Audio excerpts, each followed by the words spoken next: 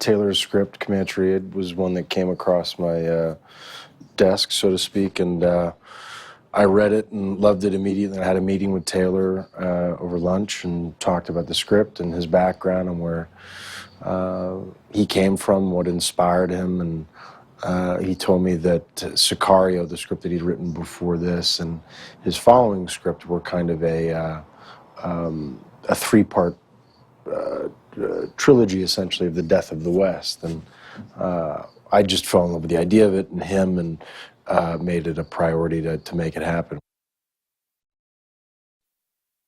He's a little bit crazy, a little bit charming, a little bit fun, a little bit dangerous. And when I knew that Ben was going to be involved in it, I thought how wonderful. We'd just done a film together where he was kind of the quiet, taciturn one, and I thought, well, how fun that we get to switch places, and he gets to do that, and I get to play something a bit quieter than I'd ever done before. And I really, really loved that about Toby.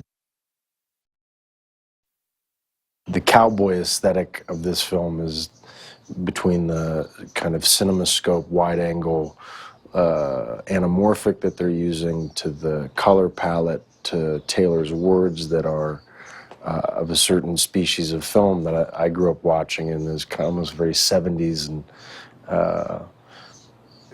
a classical form of masculinity where men don't have to say much or struggle to find ways to be intimate really appealed to me. I got to team up with one of my best friends in the world, Ben Foster, again, who's just dynamite in this film. He's so talented. It's frustrating. The only way he can figure out how to buy the house back, essentially, and give some kind of legacy to his children is to rob some banks, and he happens to be robbing the banks that are trying to screw him over, and he engages the fierce abilities of his fierce brother, Tanner, who obviously knows what he's doing, and they go about wreaking some havoc in West Texas. Toby is an awful criminal. I think he's smart and practical and logical and looked at how one would rob a small Texan bank. I don't think he likes pointing guns at human beings, and that's why he had to get his brother, because his brother is fearless and will do anything for his brother and his family. Toby would not have been able to do it without his brother. It was just a very satisfying thing to make. Everything, you get to work with a script that works, and you don't have to really work or bend, you play with and make your own. But Taylor's piece of writing is beautiful. It's stunning. And David's artistry is unique and special to him. And the actors involved came at this process without ego, but really wanting to do credit to this great piece of work that we found. So I'm very fortunate. Boy, is he a special animal. He's just very, very giving and very open and very, there's no kind of,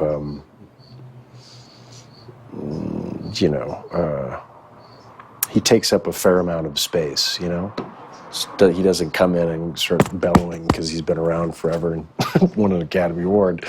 He's just a gentle.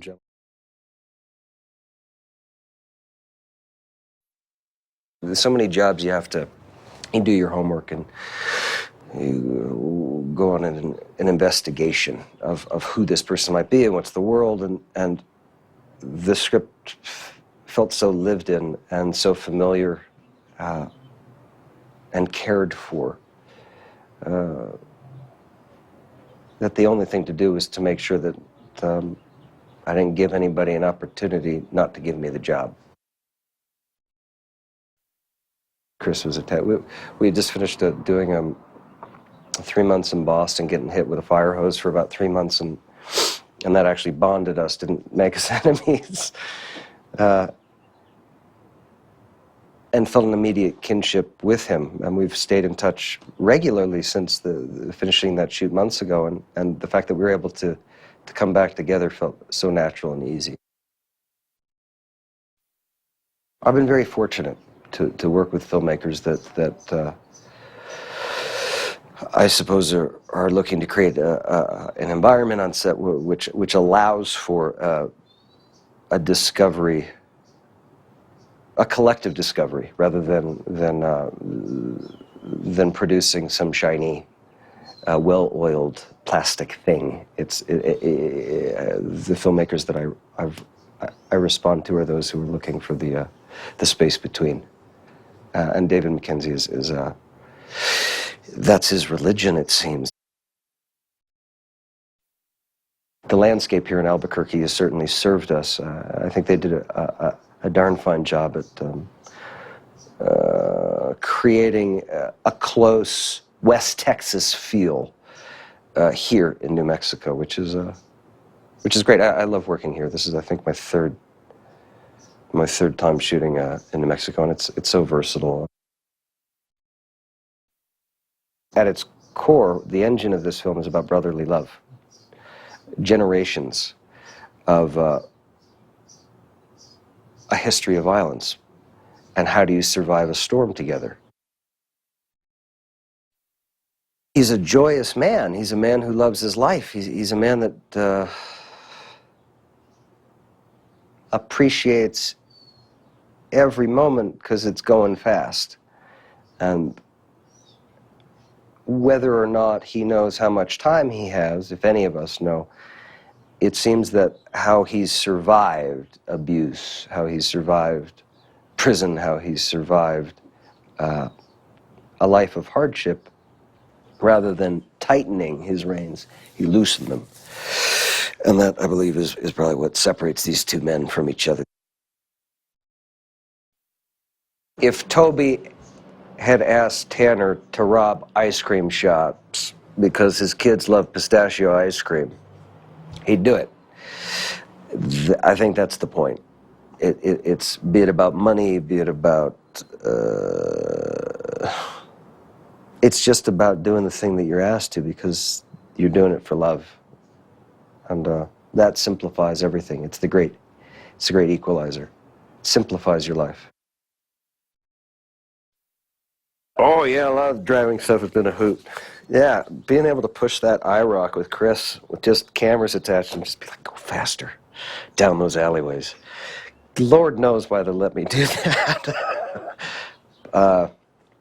And God bless Chris Pine for sitting along next to me.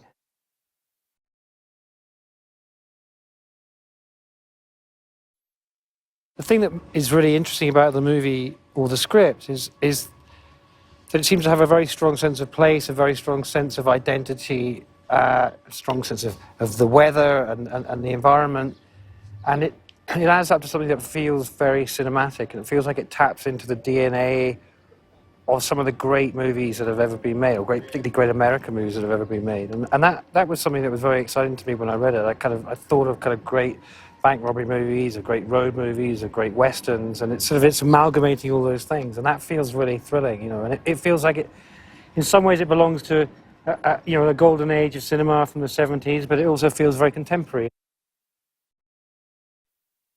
As a filmmaker, I'm always drawn to things which are not black and white in terms of their moral shades. And so I guess I was interested in one of the elements of this film was this thing that I call redemptive criminality, where people do, good people do bad things for good reasons. Tanner is consciously a bad guy, but also with some good elements. And Toby's a good guy, but trying to do something for the right reasons, but he's definitely doing the wrong thing.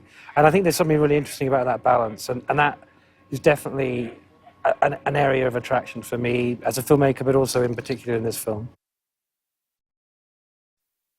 And everyone who's been in the cast of this film has been absolutely fantastic to work with, and it was a real pleasure to work with the top four, with Chris Pine and Ben Foster, and with Jeff Bridges and Gil Birmingham, and they're just really, really solid, fantastic, inventive, creative, good fun, happy people. It was great.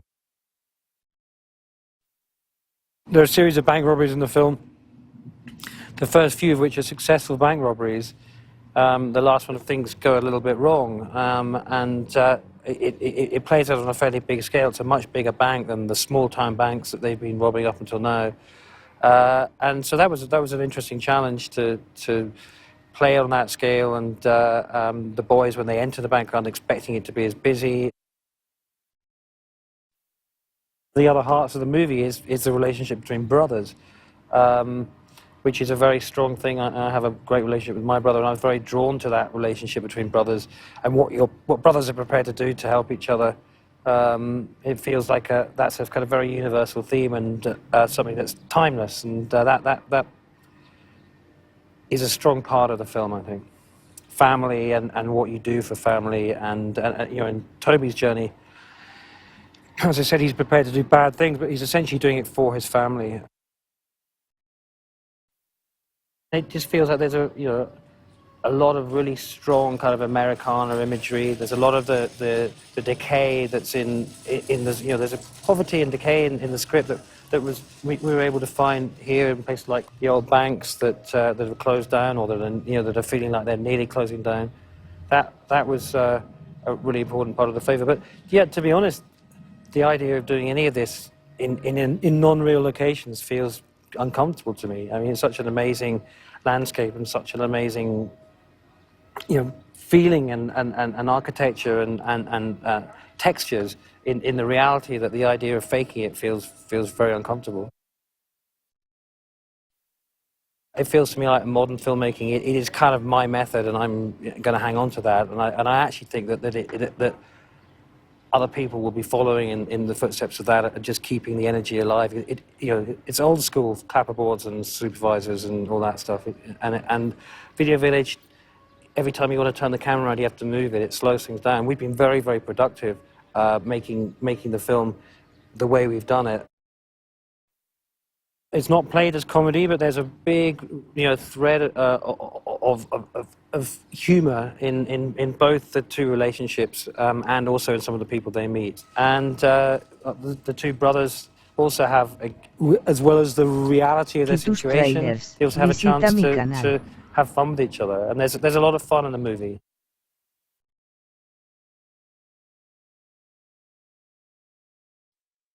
I first heard about the project in a pretty standard way. It came through my agent, and set up a meeting with Taylor Sheridan, the writer.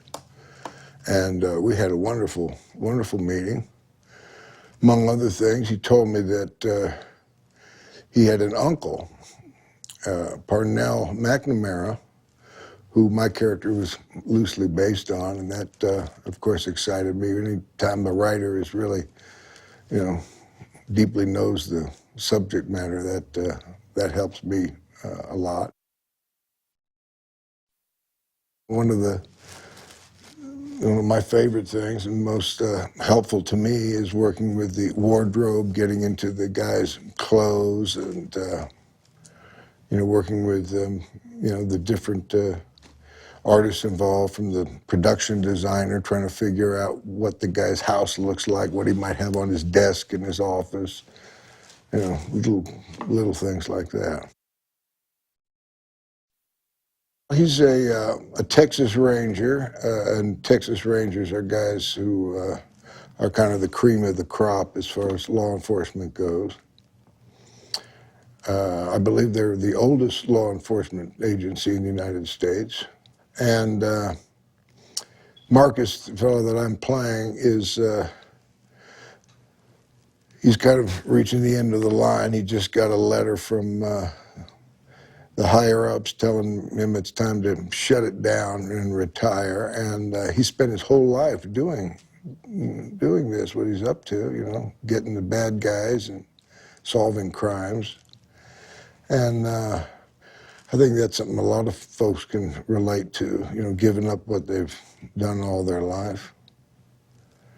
And he's got this one last hunt. A big plus for me on this movie is working with Gil Birmingham, who's playing Alberto Parker, who's my partner in this. Gil is just wonderful to play with. He picks a pretty mean guitar, so we get to do a lot of picking between setups. That's a lot of fun. Some bandits are robbing small banks all through West Texas.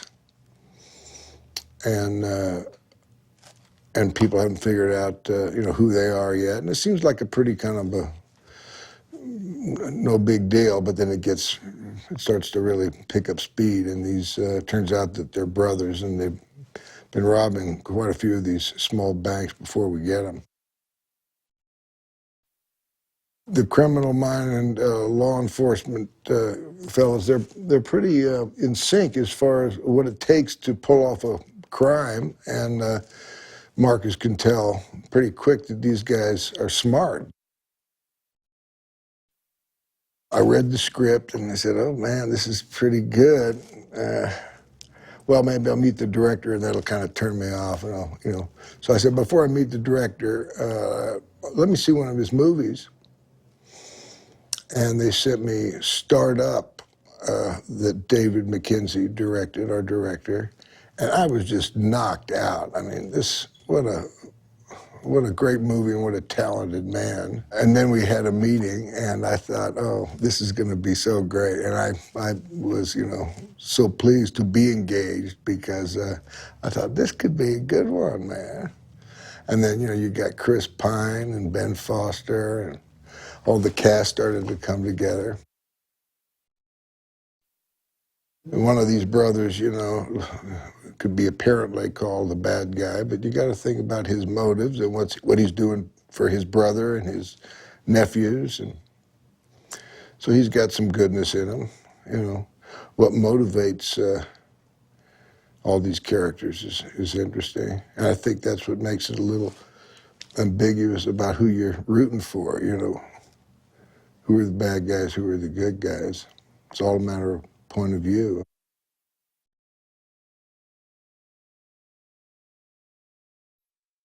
I grew up in a small town in Texas, and all those towns were so vibrant. And the people who remained, they're really, really tough people. And so I decided I wanted to tell a story about them. At the same time, my cousin, who'd been a federal marshal in Texas, and his brother were forced into retirement. Kind of arbitrarily, there's this number that you reach, and the day before he was forced to turn in his gun and his badge, he was kicking down a door, arresting some guy with a warrant, and still very physically able to do the job. But because of a number, he was mandated to retire. And the combination of things seemed to me really fascinating to explore, and so I explored them together. Toby and Tanner represent the cycle of poverty and the consequence of domestic violence, and how success and failure can be handed down generation to generation. And, from Toby's standpoint, the movie's about, ending that cycle. And he fully expects to sacrifice himself in doing so. And his brother, who had already sacrificed himself to protect Toby, and has basically been living in martyrdom of its own kind for, 2 decades. My goal always is to make the audience question who they should be rooting for. Who is the protagonist? I don't believe there are very few purely evil or purely good people in my screenplays, because I've met very few purely evil or purely good people. It's interesting to watch someone do something evil, become evil, and question why that is, and watch someone who's not very good do something that's really selfless. I think it's a really interesting way to, examine the human experience. And so my goal was to not tell you why they're doing what they're doing, because why they're doing it, albeit wrong, is noble in its genesis. And if you know it from the beginning, then you will root for him. He's never committed a crime in his life. His brother's a career criminal. So he asked his brother to help him do the one thing he did pretty well. The attempt is to raise a certain amount of money so that he can undo what he did, and what he did at a time to help provide for his mother, and a mentality of not thinking about the future because you've never had the luxury. You've only been able to think about tomorrow. And suddenly when, you face tomorrow being taken from you, then you're forced to make decisions as drastic as the consequences, that you're facing. What they do is very smart, and yet it also seems very measured, and that's what doesn't make sense. And that's what he's very curious. The final bank robbery is much more the types of bank robberies he's familiar with. The way that it had been done up to there was very smart. It was a criminal act, but it was not the act of a criminal. It was clearly someone who had the intention of getting away with it, which is generally not something that, you know, getting away is generally a criminal's goal, not getting away with it. That takes planning, that takes thought, beyond what ordinarily, you know, is given. I don't judge. I can't, you know, because then it's not impartial. I'm going to not write the scene where something bad happens in one bank because I'm not going to want to make that hero look more human. I'm going to want to purely paint the bank as the villain. And banks aren't necessarily villainous. They're corporations. It's people within them trying to mitigate, you know, greed and corporate quarterly profits, and do we serve a service and all these other things. So no, so it wasn't an FU to the banks at all. It was just, it was one individual at one bank in particular that did a rather insidious thing to one person, and the only way that he could get his land back was to, you know, do what he did. There's a real stark realism to the way that he tells a story, and then an elegance to it, and a sort of a certain energy in the camera that made him really right. David's view of this was a very clear, unprejudiced look at the world and at the story. He told the story. He captured it in the way that I imagined it, and that's a real testament to his skill. I'm continuing themes from Sicario that in Hell or High Water, and there's things that are brought up in Sicario that are discussed in a parallel, examined again. Just make sure you get through those surges.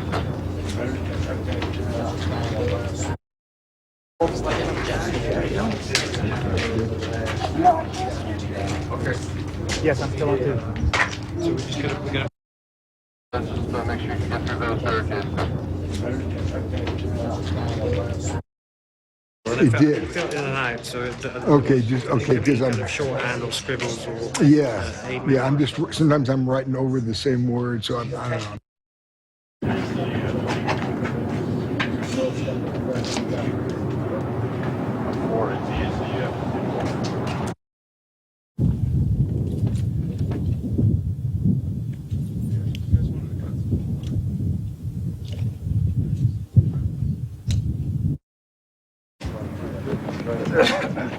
Well, let's, you want to try one here? Oh, yeah, yeah. Try one here, on the leg.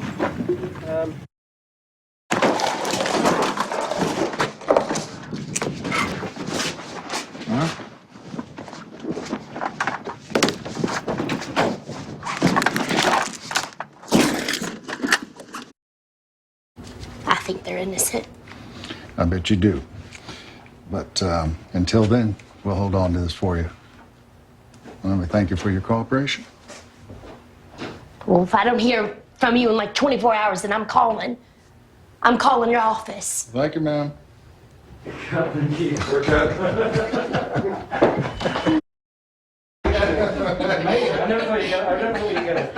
gonna get it either. You're very persuasive, sir. Truly, I'm literally like, take me. Satisfied that we have all the Guess you'll be selling the ranch. Goes to the boys. Really? It's being put in a trust. What's that mean? Means no one can sell it. Great. Something else I gotta take care of. Where's your brother? I don't know. Friend's house, I guess. How come you ain't at school? School won't start yet. Aquí tus trailers. You Visita may mi be hearing a canal. lot of things about About me and your uncle. Whatever I hear, I won't believe. I believe it. Because I did all of it. Ain't gonna drink it. You tell me not to be like you, and then you offer me a beer. Which is it? Good boy.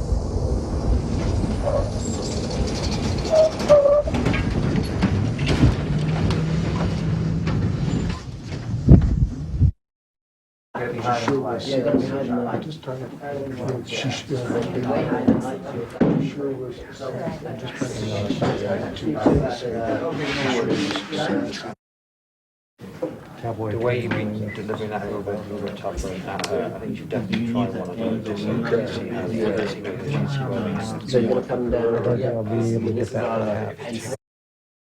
10 years in Huntsville. Cellmate was released in 2012. Before that, he did 7 years in Big Spring on a bank robbery charge. Been trying to track him down, but no luck so far. Got Tanner's juvenile records unsealed.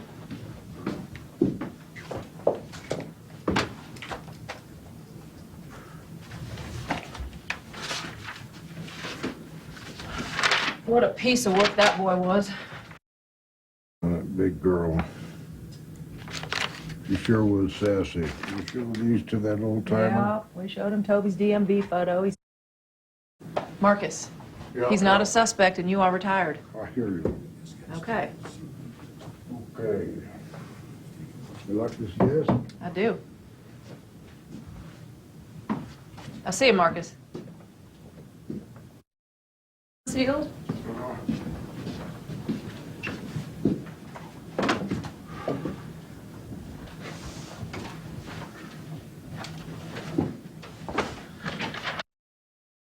Toby's got no record. He's never been arrested.